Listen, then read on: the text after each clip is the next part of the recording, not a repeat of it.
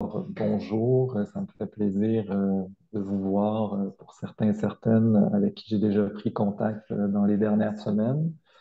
Je m'appelle Pierre-Marc Asselin, je suis étudiant en études littéraires au doctorat.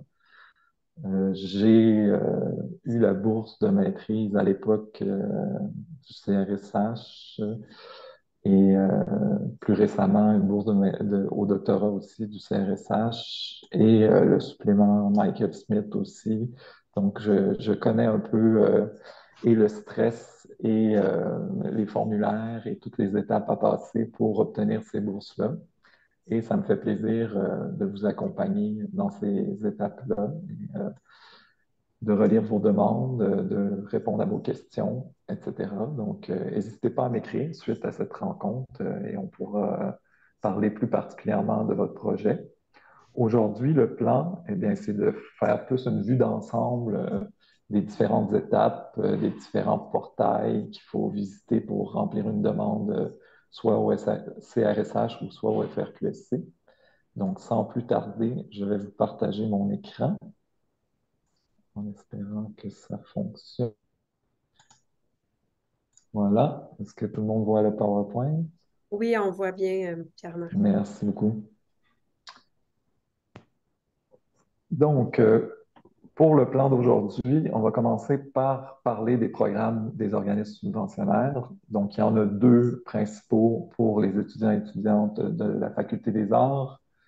La bourse de maîtrise au CRSH et la bourse de maîtrise au FRQSC. Ensuite, on va regarder le calendrier avec les dates limites.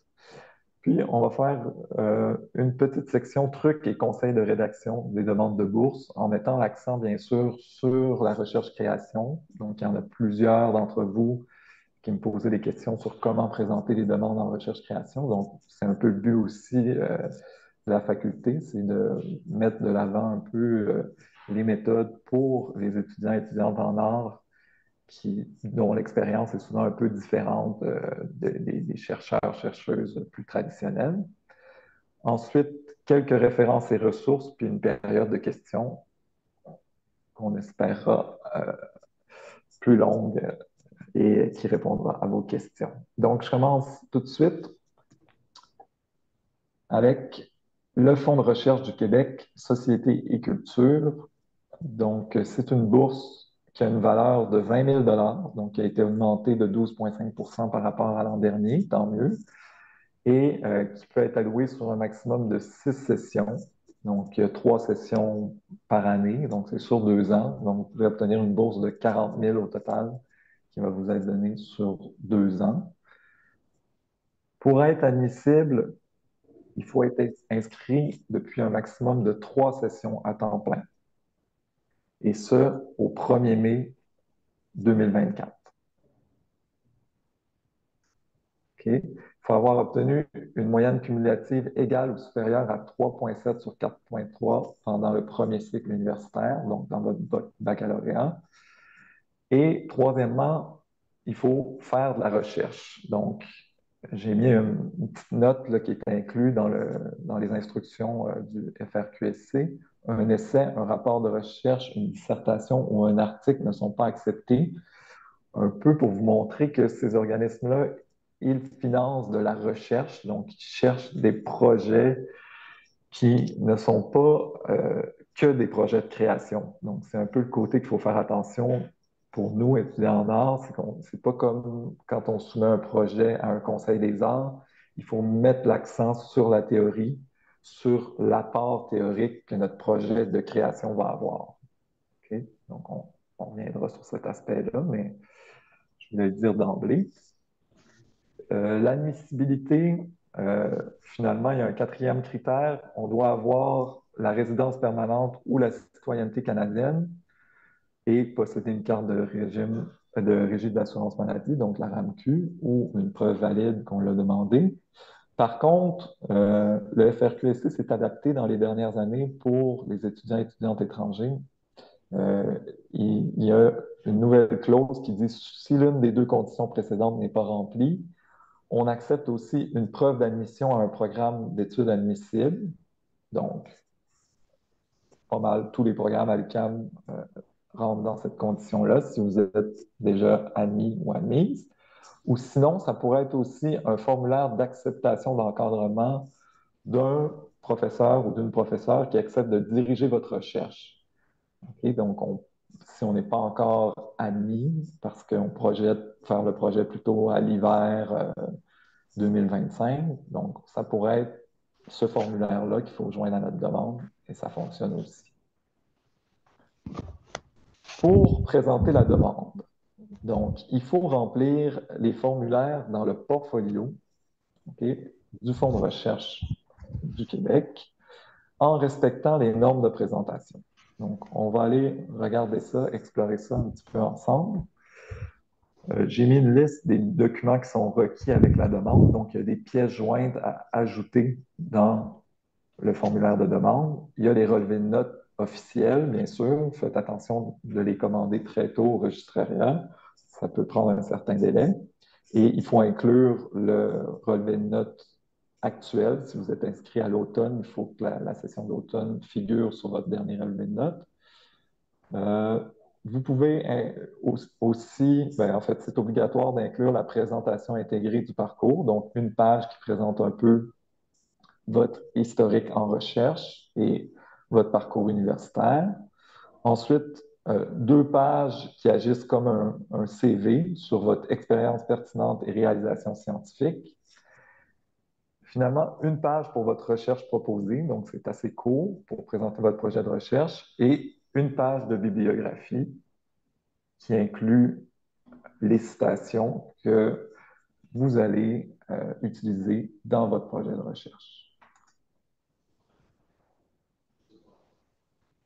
Donc, voici à quoi ressemble le portail du FRQSC. Je sais qu'il y en a plusieurs qui ont commencé déjà à l'explorer. Donc, il faut aller chercher, ouvrir un nouveau formulaire et prendre bourse de maîtrise en recherche B1Z 2024-2025. Quand on arrive sur la première page, je peux le montrer pour laisser une chance. Donc, quand on arrive sur la première page, on a des onglets sur le côté et on peut faire concours disponible. Et vous, c'est bourse et stage de formation, comme vous êtes en formation. Et dans cette liste, vous allez trouver la bourse de maîtrise en recherche B1Z 2024-2025. Et là, il suffit de cliquer pour ouvrir un nouveau formulaire. OK? Une fois que c'est fait, le formulaire va apparaître ici dans la liste. Donc, tous les formulaires apparaissent selon l'année. Donc, moi, j'avais déposé une fois en 2022, 2025, les formulaires que j'ai ouverts. On va ouvrir ensemble celui de maîtrise pour regarder un peu les détails. Donc, au départ, on vous demande juste de valider que vous avez lu les règles du programme, etc. Ensuite, il faut toujours faire valider la page et quand ça fonctionne, il y a un rond vert qui apparaît à côté de la section. S'il vous manque des informations, ça va être jaune pour dire que vous avez commencé à remplir la section, mais qu'il manque quelque chose pour que ça soit complet. Donc, ça fonctionne toujours de la même façon. On entre les données, par exemple notre adresse, et ensuite on fait sauvegarder, valider la page. S'il y a une information qui est manquante, on va obtenir un message qui va nous dire qu'est-ce qu'il faut rajouter. Et on peut toujours sauvegarder, valider et avancer comme ça pour remplir tous les onglets qui se trouvent à la gauche ici. Donc, préadmissibilité, il faut confirmer votre admissibilité. Donc, si vous êtes citoyen canadienne ou si vous allez être inscrit à un programme et que vous avez un formulaire, etc. C'est ici qu'on détaille. Ensuite, vous pouvez joindre les preuves aux besoins. Donc, si c'est la carte d'assurance maladie, il faut joindre une copie de la carte d'assurance maladie, sinon une copie du formulaire en question. Ensuite, vous allez faire le programme, le milieu d'accueil. Donc, vous choisissez le diplôme de maîtrise, la spécialisation. la discipline. Donc, par exemple, moi, j'écrirais études littéraires. Ensuite, vous allez choisir la date prévue du début du programme.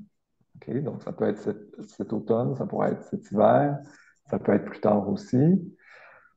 Vous allez répondre aux questions sur le passage entre votre bac et la maîtrise, choisir l'établissement et l'affiliation et sauvegarder toujours et valider la page.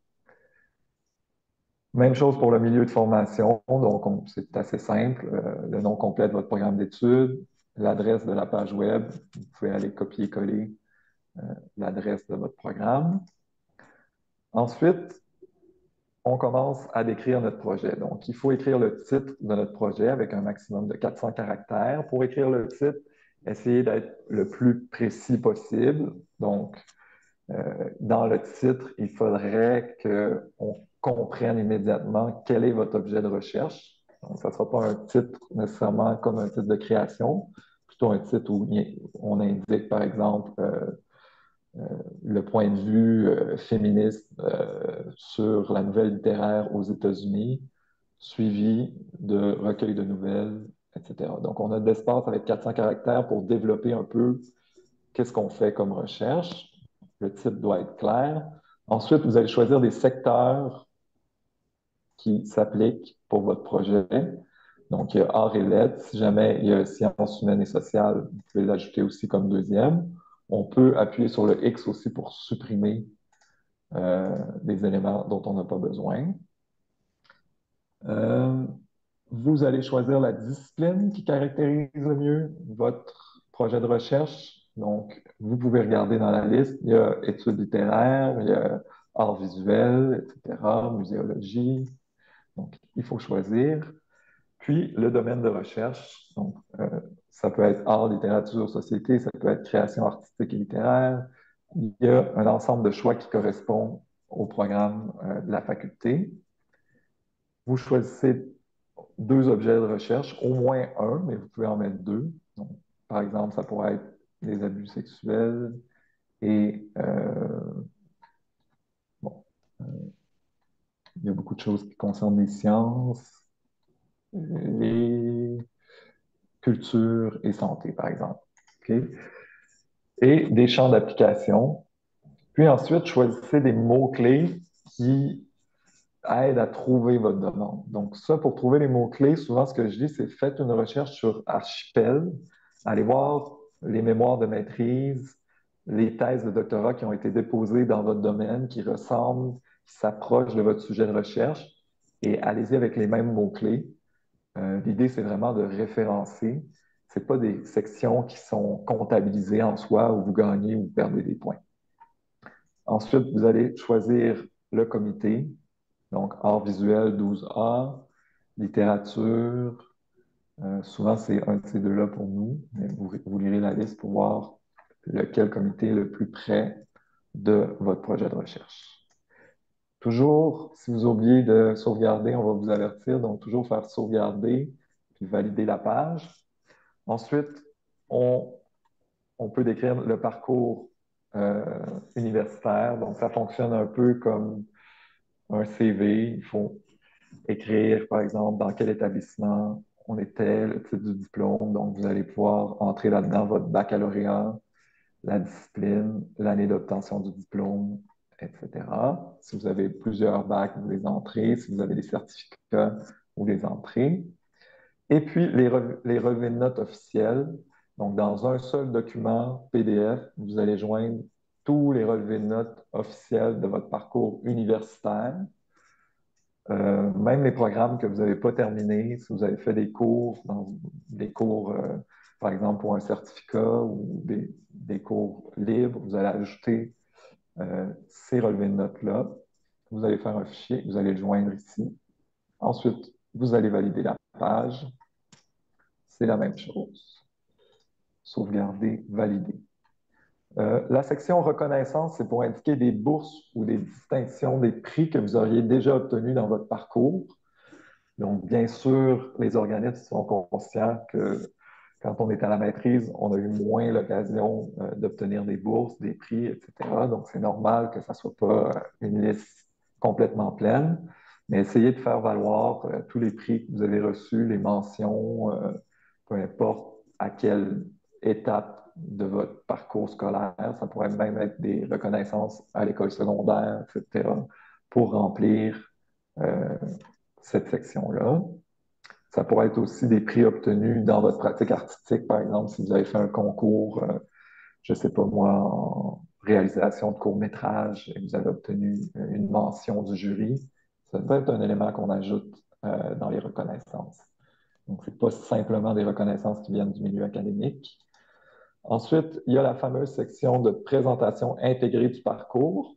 Donc, le but, c'est d'établir des liens entre vos expériences et intérêts, vos choix d'orientation, de formation et de cheminement académique d'autre part, et bien sûr, votre projet de recherche. OK? L'idée, quand on fait une demande de bourse comme ça, c'est de montrer que tout est lié, tout se tient. Donc, on a un parcours qui nous a mené à faire ce projet-là. C'est pas un choix qui nous est venu comme ça par caprice. Il faut montrer qu'on est formé pour ça. Donc, ça pourrait être, par exemple, vous pourriez expliquer dans votre parcours intégré que vous avez fait partie d'un groupe de recherche dans lequel vous avez développé des compétences, etc., ou un intérêt pour tel sujet. Ça pourrait être aussi un cours qui vous a marqué, des choses comme ça. Mais il faut montrer que votre projet de recherche est lié à votre parcours académique. Il y a une section qui permet de joindre un fichier pour des interruptions, ralentissements dans les activités. Donc, si vous aviez eu besoin de prendre un congé parental ou des obligations familiales, la maladie, des circonstances liées à l'immigration ou à la pandémie, vous pouvez ajouter un fichier, expliquer en quoi ça a interrompu votre parcours. Et puis, les évaluateurs et évaluatrices vont prendre en compte les particularités de votre parcours. Ensuite, il y a un document qui est très important, qui agit comme un CV pour le FRQSC, c'est expérience pertinente et réalisation. Donc, il faut faire bien attention de le diviser comme c'est demandé ici. Okay? Il y a des codes à ajouter devant chaque publication. Hein. Si ça a été revu par un comité de lecture, il faut écrire RAC devant, etc. Donc, il y a un ensemble de codes à ajouter. Ce qui est intéressant pour nous, c'est que dans réalisation scientifique, si on est dans une discipline liée à la recherche-création, on peut inclure des œuvres et des performances reliées à notre démarche artistique. Donc, évidemment, je vous invite à utiliser cette option-là pour faire valoir votre expérience en création dans différents projets de recherche. Essayez de penser à tout ce que vous avez fait. Si à la fin, par exemple, d'un cours de bac, il y a eu un événement spécial public, mettez-le, même si ça faisait partie d'un cours obligatoire. Donc, même si c'est un élément que vous avez fait en groupe, dans un collectif, vous pouvez l'inclure là-dedans pour remplir le plus possible ces deux pages qui sont permises. Donc, d'un côté, les expériences pertinentes qui sont plus liées à l'enseignement, l'encadrement, l'assistanat, si vous avez déjà fait de la correction, etc. Et de l'autre, les publications. Puis finalement, il y a une dernière section qui est autres réalisations d'ordre professionnel social, où là, vous pouvez mettre d'autres engagements qui pourraient être, par exemple, dans le milieu communautaire, qui pourrait être du bénévolat, qui pourrait être un travail que vous avez fait qui est lié à votre pratique, etc., etc.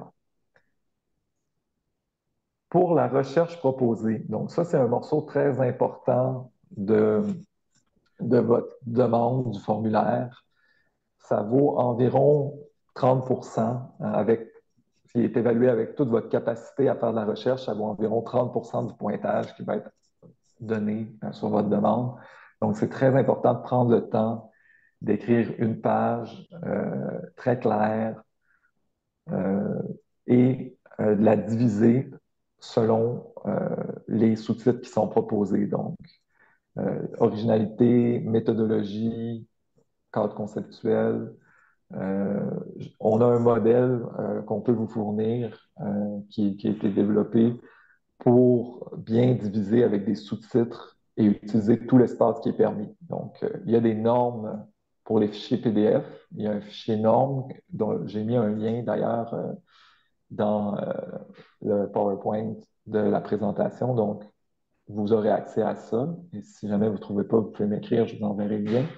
Et vous allez voir que le format de PDF qui est accepté, les marges minimum sont à 2 cm. Donc, il faut utiliser des marges de 2 cm parce que les évaluateurs et évaluatrices ont tellement l'habitude de voir ce format-là que si on déroge et on fait des marges un peu plus grandes, on voit tout de suite qu'on a voulu sauver de l'espace, on n'a pas tout utilisé l'espace qui était disponible, puis c'est comme vu comme négatif. Donc, utilisez exactement ce qui est écrit ici, du time New Roman 12 points, des marges de 2 cm. C'est pas beaucoup d'espace pour décrire un projet de recherche, mais il faut y aller de manière synthétique. Et comme je disais tout à l'heure, mettre l'accent toujours sur la recherche, utiliser des citations. Vous pouvez citer jusqu'à 10 ouvrages dans le projet. Vous pouvez des fois mettre en parenthèse juste des chercheurs, des chercheuses qui travaillent dans le même domaine que vous proposez, hein, etc.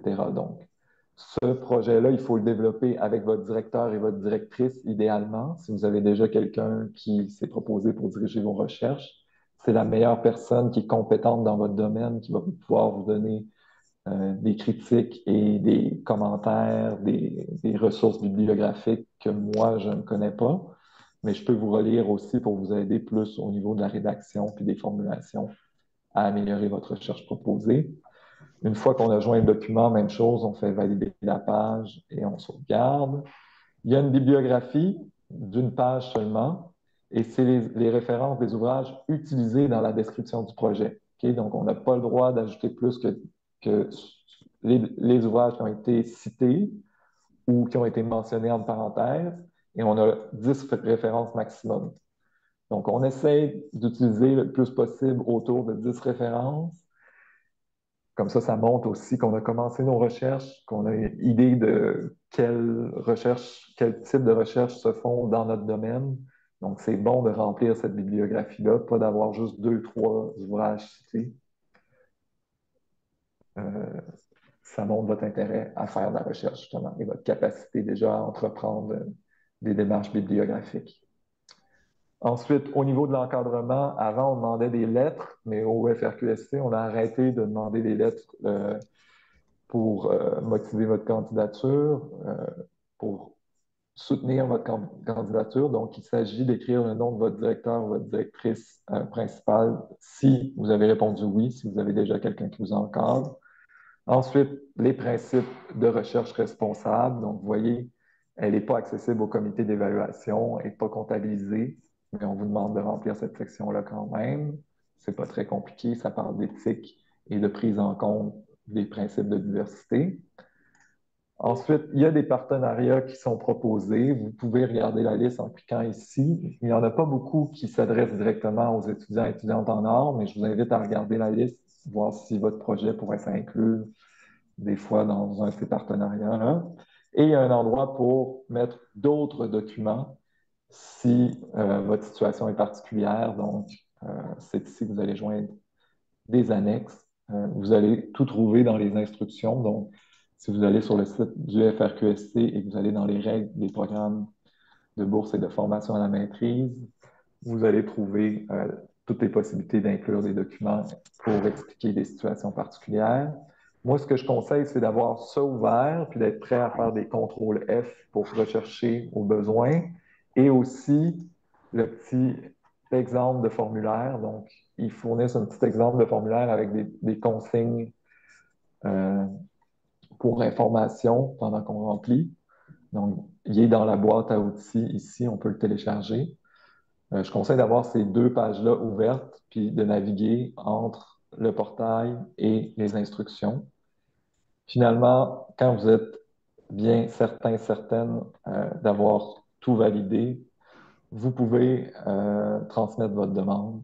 Évidemment, c'est conseillé avant de la transmettre de soit l'imprimer ou de l'enregistrer en PDF, de la sortir et de la regarder entièrement avant de la transmettre au FRQSC.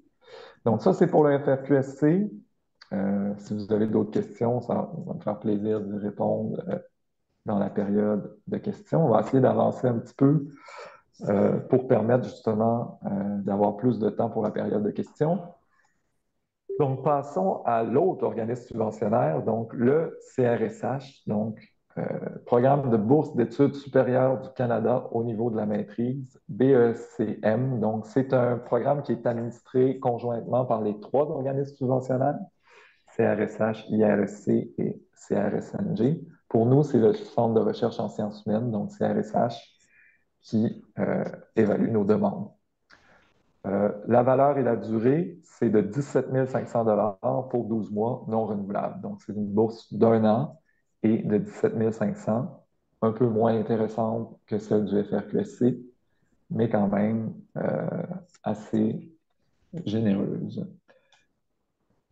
Au niveau d'admissibilité, pour présenter une demande, il faut avoir la citoyenneté canadienne ou la résidence permanente, être inscrit ou avoir l'intention de présenter une demande d'admission à temps plein à un programme d'études supérieures, ne jamais avoir reçu une bourse d'études BESCM et avoir obtenu une moyenne de première classe telle qu'établie par l'université d'accueil. Donc, ça veut dire aussi autour de 3,7, mais on est moins précis sur ce critère-là. Ça prend une très bonne moyenne au baccalauréat. Au niveau de la Bourse d'études supérieures du Canada, au niveau de la maîtrise, il faut avoir terminé au 31 décembre un maximum de 12 mois d'études à temps plein. Okay? Donc, comme elle dure un an, on est un peu plus permissif sur le nombre de mois d'études complétés dans un programme de maîtrise, ou ça peut être aussi, selon votre cas, un programme de doctorat qui a été entrepris directement après le bac, mais c'est un peu plus rare dans notre situation à la Faculté des arts. Le BESCM fonctionne avec des quotas. Qu'est-ce que ça veut dire? C'est que les établissements ont une limite de bourses, ont un nombre de bourses à accorder à chaque année. Par exemple, en 2021, le CRSH a offert en tout 1365 bourses au niveau de la maîtrise et il y en a eu 55 qui sont allés à des candidats du CAM. Donc, c'est à peu près la moyenne à laquelle on peut s'attendre cette année, autour d'une cinquantaine de bourses. Donc, ce quota-là correspond au nombre d'étudiants qui vont être récompensés par une bourse. Et ce sont les professeurs de la faculté qui vont former un comité et qui vont évaluer les bourses à l'interne pour les classer. Donc, ça passe par un comité à l'interne avant de se rendre au CRSH, qui normalement entérine le choix qui a été fait par le comité et qui valide la bourse. Pour présenter la demande, elle est un petit peu plus complexe, je dirais, que le FRQSC parce que il y a deux portails différents à visiter. Donc, il y a le CV commun canadien et le portail de recherche du CRSH. OK? On va regarder ça ensemble. Il y a aussi un petit formulaire de validation de la bourse au niveau de la maîtrise qui est pour l'UQAM, pour que l'UQAM sache que vous avez déposé votre demande et qu'il prenne en compte votre demande au moment d'évaluer euh, l'ensemble des candidats dans le comité interne. Donc, on va aller voir un peu qu'est-ce que ça dit au niveau des formulaires. Donc, le CV commun canadien. Ça, c'est une des grandes merveilles technologiques qu'ont produit les fonctionnaires fédéraux dans les dernières années. Vous comprendrez qu'il y a un peu d'ironie dans mon commentaire. Donc, c'est un portail qui est pas du tout facile à manipuler, qui est un peu décourageant, qui pourrait vous faire perdre quelques cheveux, mais avec lequel il faut fonctionner, donc pour les bourses à la maîtrise, et même que le CRSH menace à chaque année d'utiliser ce portail-là pour toutes ces occasions de financement. Espérons que ça ne sera pas le cas. Donc, il faut mettre la source de financement, le CRSH, et le type de CV, CRSH. Bon, vous avez BSc maîtrise ici. Nous, là, ouais, BSc maîtrise et BESC maîtrise. Voilà. Donc, on va choisir la source de financement BESC maîtrise. On va charger et on va obtenir une liste de points à remplir. Donc, il y a un petit crayon, on appuie sur le petit crayon et on va remplir chaque section. C'est pas du tout convivial, je l'admets. Et parfois, quand on arrive pour écrire nos expériences, c'est pas facile nécessairement euh, de faire correspondre à ce qu'on attend, mais il faut trouver le moyen de remplir ce CV-là. Je ne ferai pas le tour avec vous, mais si jamais vous avez des questions, n'hésitez pas à m'écrire. Donc, il y a un endroit notamment pour parler des publications qui est important. Donc, si on a publié des livres, des articles de revue, etc. Et il y a un endroit pour les réalisations artistiques tout au bas du formulaire où on peut inclure des expositions, des œuvres musicales, de la fiction, des scénarios, etc. Donc, pour chaque élément qui s'applique à votre cas, vous allez entrer une nouvelle donnée et ensuite, vous allez remplir le formulaire avec l'éditeur, par exemple, publié dans quel contexte, quelle date, etc. Souvent, il y a des cases qui ne s'appliquent pas à notre expérience. On ne les remplit pas. Si c'est obligatoire de les remplir, on peut écrire quelque chose de connexe. Mais voilà, il faut passer à travers le CV comme un Canadien. Une fois qu'il est terminé, ce CV-là, on peut le télécharger. Bon, on peut le soumettre, mais on peut aussi en avoir une aperçu. Voilà, en faisant aperçu ici. Donc, là, ça télécharge un aperçu de votre CV comme un Canadien. Et là, c'est important de regarder de quoi ça a l'air une fois que c'est transformé en CV. Ça nous donne une meilleure idée de ce que les évaluateurs et évaluatrices vont avoir devant les yeux. Donc, vous lisez le CV, vous regardez que tout est conforme. Et quand vous êtes satisfait, vous pouvez déposer le CV. Il va falloir aussi en télécharger une copie pour la joindre dans l'autre formulaire de demande qui ressemble à ceci. Donc, c'est le portail de recherche euh, du gouvernement du Canada. Si vous n'avez pas encore un compte, il faut créer un compte. Ensuite, choisir comme occasion d'études supérieures du Canada au niveau de la maîtrise. Et là, vous avez les différentes sections à remplir. C'est un peu moins intuitif, je dirais, qu'au FRQSC, comme on n'a pas une liste claire des documents à joindre, mais on peut faire modifier ici. Et là, on a chaque section qui apparaît. On remplit, c'est à peu près les mêmes questions qu'au FRQSC. Une fois que c'est rempli, on peut faire sauvegarder et valider. Même chose, s'il y a des éléments qui sont manquants, on va nous avertir. Et sinon, on peut faire sauvegarder suivant et arriver à la page suivante pour la suite de notre demande.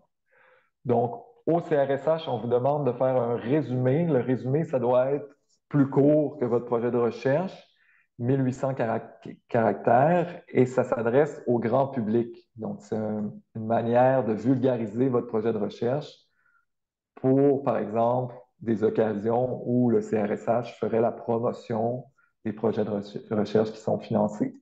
Donc, c'est un autre petit exercice de rédaction, d'être plus synthétique et de vulgariser un peu plus dans un langage moins universitaire, si on veut, moins technique. Ensuite, le même genre de formulaire éthique où on peut remplir, par exemple, si la recherche proposée implique la participation d'êtres humains, etc. J'y vais un peu vite parce que je vois que le temps file. Il y a la même chose, on va pouvoir ajouter un document de circonstances particulières pour indiquer s'il y a, par exemple, des événements dans notre vie qui nous ont empêchés d'avoir un parcours universitaire en droite ligne. Utilisez ces sections-là, n'hésitez pas à chaque fois qu'on a une rencontre avec les fonctionnaires du CRSH, ils nous disent à quel point ils apprécient que les étudiants et étudiantes utilisent ces espaces-là pour le qualitatif, pour partager leur parcours de vie, etc. Donc, voilà. On peut faire retourner à l'aperçu de la demande quand on veut voir si l'ensemble des éléments est disponible. C'est pas très fonctionnel, ça ne revient pas. Bon, il y a- je vais laisser faire le portail du CRSH parce qu'il a planté. Euh, je vais revenir à mon PowerPoint pour vous dire que dans ce formulaire-là, il faut ajouter aussi des pages PDF qui ressemblent beaucoup à celles du FRQSC. Donc, je vous invite à juste prendre le projet du FRQSC et l'adapter, ou faire l'inverse, prendre le projet du CRSH et l'adapter pour le FRQSC. Par contre, il y a des petites différences au niveau par exemple, les marges au CRSH sont de 1,87 cm et non pas de 2 cm. Donc, il y a une petite différence. Et dans les sous-titres qu'on utilise pour décrire chaque aspect de votre recherche, il y a des petites variantes. Donc, je vous invite à les modifier pour montrer que votre projet est particulièrement adapté à la demande du CRSH et qui permet aux évaluateurs et évaluatrices de faire le lien tout de suite entre les critères qui sont demandés et votre demande. Il y a aussi une page bibliographie d'une page qui inclut les citations que vous avez utilisées et les relevés de notes de la même façon qu'au FRQSC. Je vous ai mis les instructions et à la fois pour le portail de demande et pour le CV commun canadien. Donc, vous pourrez utiliser ces liens si vous avez des pépins techniques comme j'en ai eu aujourd'hui. Mais voilà, il faut remplir l'ensemble de ces éléments et ensuite soumettre sa demande sur le portail en ligne. Donc, pour le CRSH, la date limite pour les demandes, c'est le 1er décembre 2023 à 19h59. Donc, n'attendez pas la dernière minute. À la dernière minute, vous voyez, les portails peuvent planter et on n'arrive pas à finir notre demande. Donc, faites-la à l'avance. Et il faut déposer par le portail en ligne qu'on a vu tout à l'heure en ajoutant le CV commun canadien aussi en pièce jointe. Il y a une section pour ajouter le CV commun canadien. Ensuite, pour le FRQSC, la date limite est le 4 octobre, donc ça vient avant, à 16 heures.